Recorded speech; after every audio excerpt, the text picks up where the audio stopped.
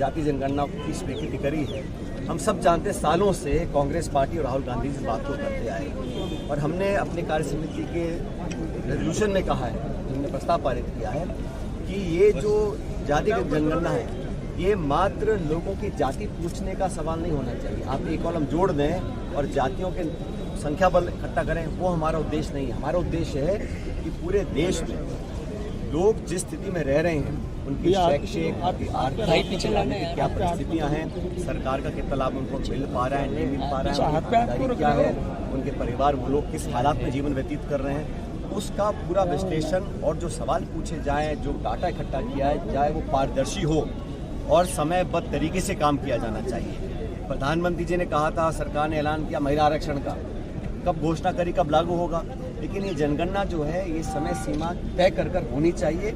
और हम चाहते हैं कि पूरी, जैसा राहुल गांधी ने कहा, एक एक्सरे हो जाए, हमें पता पड़े कहाँ किस हालात में कैसे लोग रह रहे हैं, ताकि जो नीति निर्माण हो, जो बजट आवंटन हो, जो योजनाएं हों, वो लोगों तक सही समय पहुंच सकें।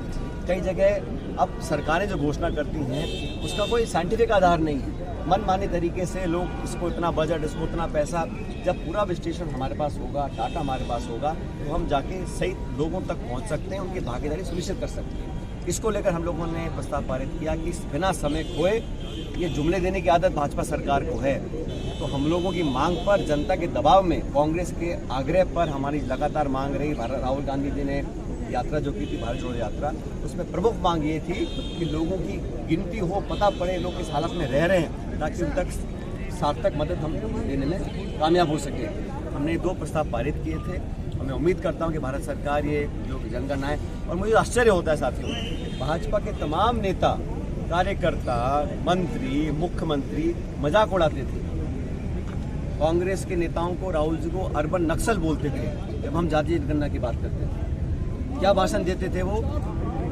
एक है तो सेफ है, बटोगे तो कटोगे। और मंत्री और सारे लोग कहते थे ये कांग्रेस की जो मांग है ये व्यवहारिक नहीं है, इससे नुकसान बहुत देश को होगा। अब वो समझ गए कि भारत के लोग क्या चाहते हैं। कांग्रेस पार्टी राहुल जी के दबाव में केंद्र की सरकार को इस जातीय जनगणना को स्वीकृति इन्होंने दी है। हम चाहते जल्दी इसका काम शुरू हो।